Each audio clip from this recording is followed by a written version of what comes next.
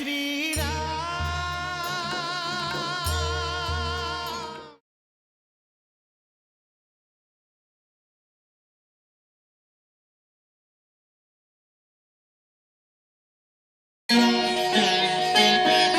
जय श्री राम।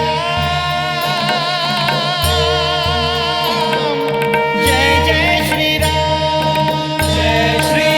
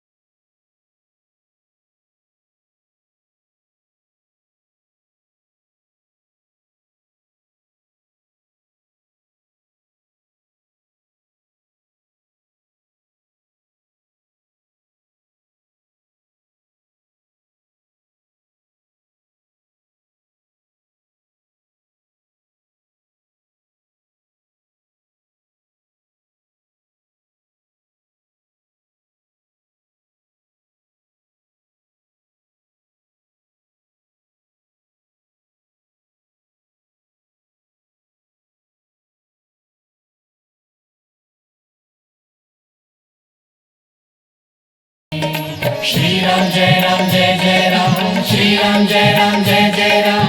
श्री राम जय राम जय जय राम।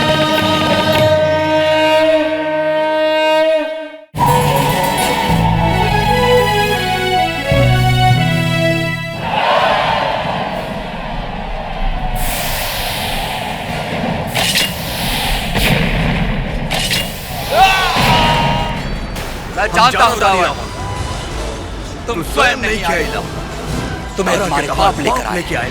किसके पाप किसके पुण्य। आपने धनुष बाण से कहा कि हमरा से बात करस। अवश्य, आज तुम्हारी कोई भी इच्छा अधूरी नहीं रहेगी।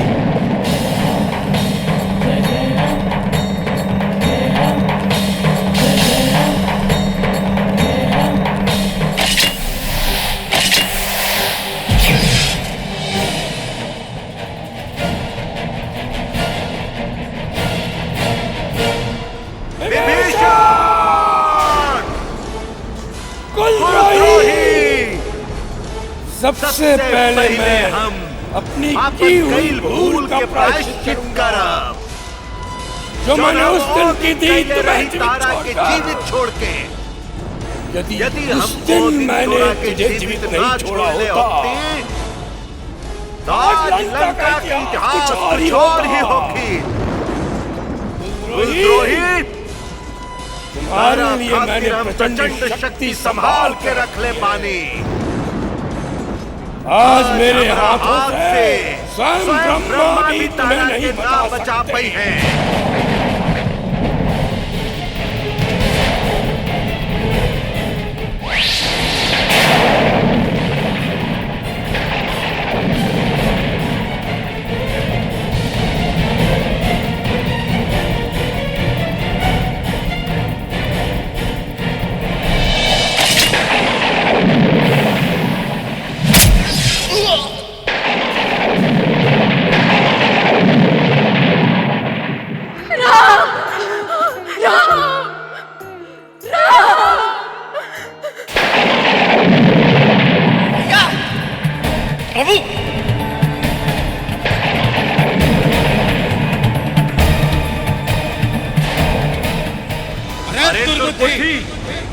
तो किस बात में आनंद महल वाले जो तीनों लोगों के स्वामी को नहीं पहचानता, आज तेरा काल तेरे सर पे नाचा।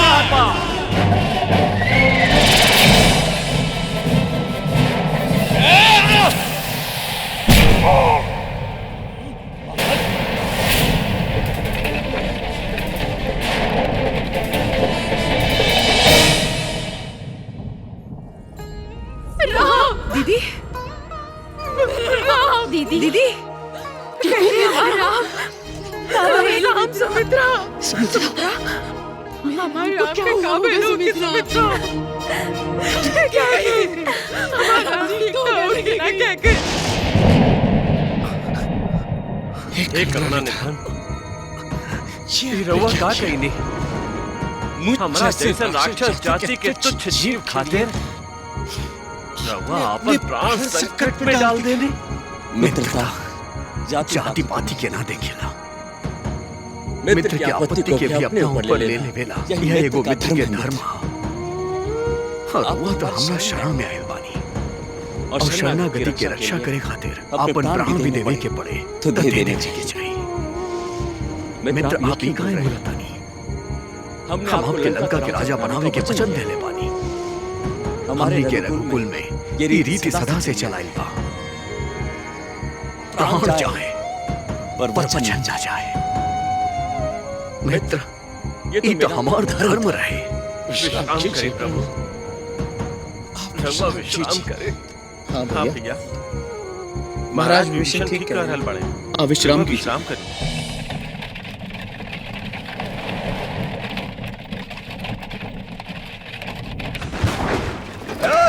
सारथी कहाँ ले जा रहा हूँ हमरा के रोको रोको। तुम मुझे युद्ध से भगा के ले जा रहा बड़ा। किसकी आज्ञा से तू रणभूमि से रथ को मोड़ा? महाराज श्री राम के साथ मैं तुम्हारी जिह्वा काट दूंगा। शत्रु को श्री कहोगे तो क्षमा लंकेश, परंतु मैं तो सारथी का धर्म निभावत रही। एगो सारथी के कर्तव्य कि युद्ध भूमि में अपने स्वामी के हित का ध्यान रखकर सतर्क रहे। इस समय मुझे युद्ध के सिवा कुछ नहीं सूझ रहा। मुझे वापस रणभूमि ले चला। घुमाओ रथ को, शत्रु के सामने जाना है।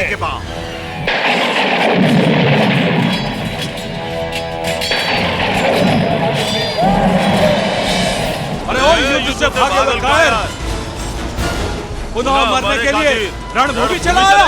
ए मरकाट, जाओ जाकर अपने वनवासी स्वामी को बोल, रावण युद्ध के लिए ललकार रहा है।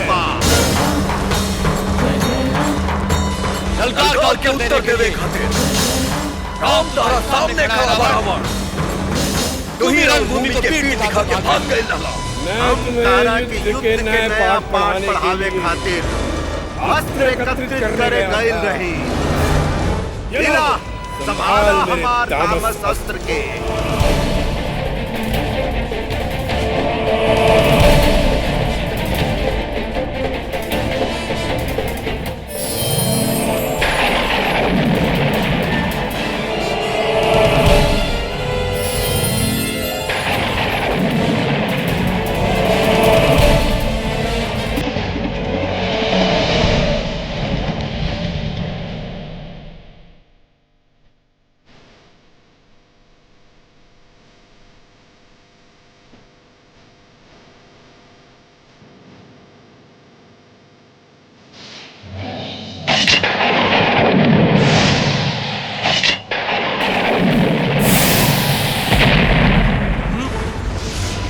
तामस अस्त्र की काट थी तुम्हारे पास, इसलिए बच गए। अब असुरास्त्र से बच के दिखावा।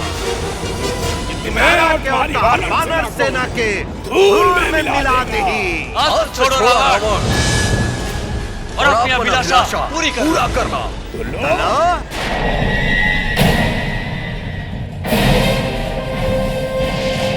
ओम सूर्य नारायणाय नमः।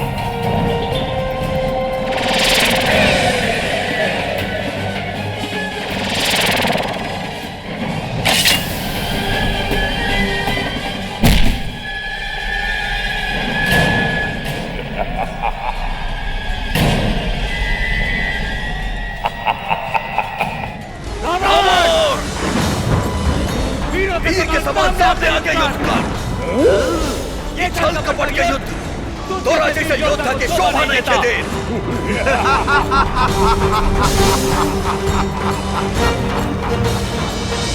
राम मेरा सामना करे की शक्ति और साहस तुम्हारा में नहीं थे।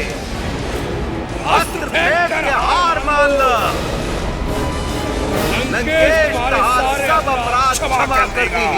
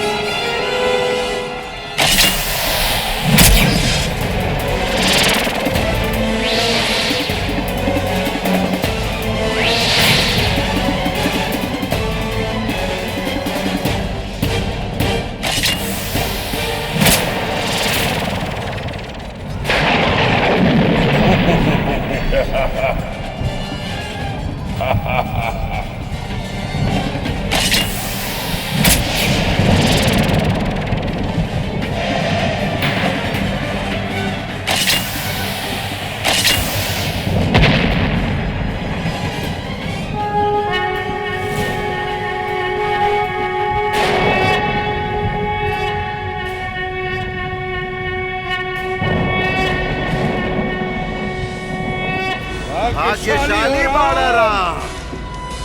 सूर्य अस्त होके तहार सहायता कर देलास। युद्ध विराम के कारण तुम जीवित बच गईला। परंतु कल तुम जीवित नहीं बचोगे। जा करना जितना विश्राम करे के बाद। तुम्हारे सर पर मंडराता हुआ काल हम अभी से देख रहल बानी राम। जो काल तुम्हें दिखाई दे रहा है रावण, वो काल मेरे भाव में बैठा था और तुम्हारी प्रतीक्षा कर रहा है। जो थोड़ी विश्वास तुम्हारे में हुए हैं, उसके समाप्त होते ही ये काल तुम्हें अपने पास में जकड़ ली। जाओ रावण जाओ और कल प्रातः सूर्य देव को अपने अंतिम प्रणाम करके आना।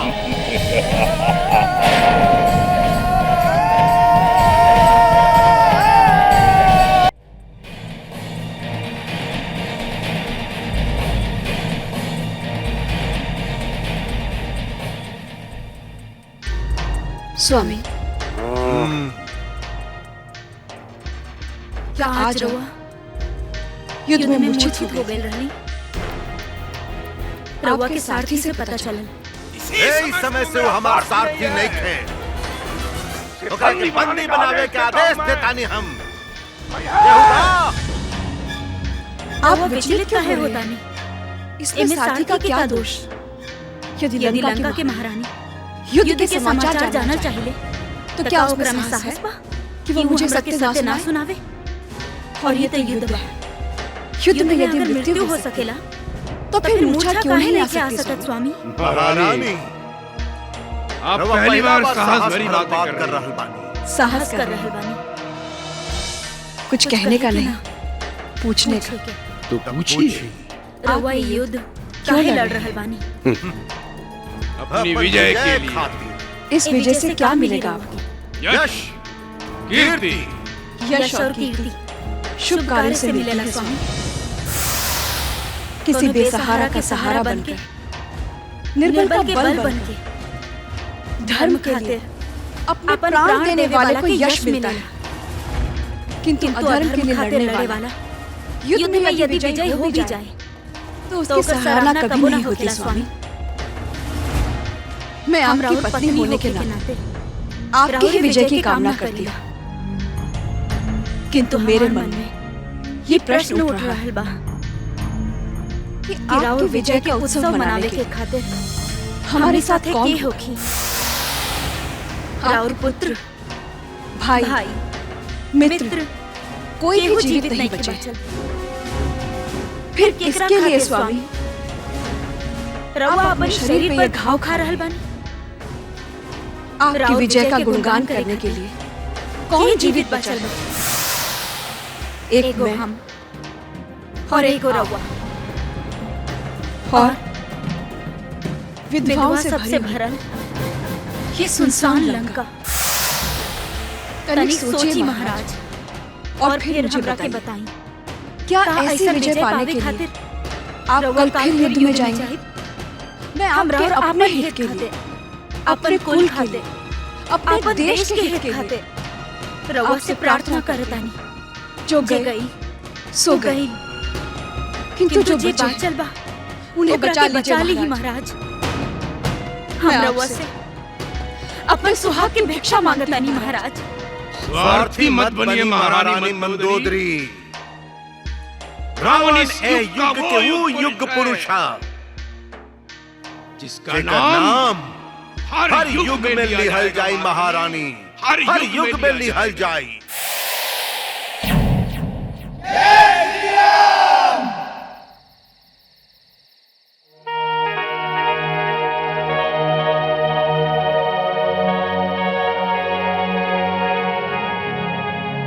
बहुत गहरा गहरा कहा भैया। युद्ध लगे घाव, वीरों के अलंकार होके ना लक्ष्मण। ऐसे राउर सहन शक्ति के प्रणाम बा भैया। इतनी पीड़ा कैसे सहन कर ले ही ना रहुआ। पीड़ा बाका लक्ष्मण, पीड़ा रहे जब तुम्हारे हाथ इन घावों को स्पर्श न कैले रहे, परंतु तुम्हारे स्पर्श मात्र से माँ की ममता और भाई के स्नेह इतना मिल गइल बा कि पीड़ा हार मान के भाग गइल बा। तुमने मेरी नस नस में नया उत्साह भर देले बाड़ा लक्ष्मण। देखना कल तुम्हारा भाई राम ऐसा घमासान युद्ध करी कि धरती और आकाश दोनों थर्रा जाइए। भैया पता नहीं क्यों बार बार हमारा अंतरात्मा मुझे यही कहत रहता कि इन समस्याओं की जड़ हम हैं। यदि मैं भाभी को अकेला छोड़ के ना जाता। अज्ञानी जैसे बात करो लक्ष्मण। जो कुछ भी होता है विधाता के विधि के अनुसार हो खेला। विधाता के खेल अब स्पष्ट दिखाई दे रहा बा। तनिक बीती बातों को स्मरण करा लक्ष्मण। सीता के हरण काहे भइल? असल में विधाता ने आर्यव्रत के अधर्मी सबके अनीति और अत्याचार से मुक्त कराने के लिए ये सीता के हरण करवैले। लक्ष्मण, यदि हम 14 वर्ष वन में रह के अयोध्या लौट जाती तो धर्म कर्म में अपना जीवन बिताने वाला, लोक कल्याण हेतु अपन जीवन समर्पित करने वाला ऋषि मुनि लोग के त्रास कैसे मिटेगी? गुरु वशिष्ठ से मिला ज्ञान, महर्षि विश्वामित्र से मिले दिव्य अस्त्र और महर्षि अगस्त्य के दिया गए वचन सब व्यर्थ चल जात। इसलिए लक्ष्मण, जो कुछ भी हो खेला सब भले के लिए हो खेला। विधाता सुख देता है मानवता की परिभाषा खातिर, और दुख देता है तो केवल शिक्षा खातिर। भैया आप युग पुरुष हैं, मर्यादा पुरुषोत्तम है, जिसकी पूर्णता तुमसे है लक्ष्मण। जाओ विश्राम करा। कल का युद्ध बहुत भीषण होके वाला बा।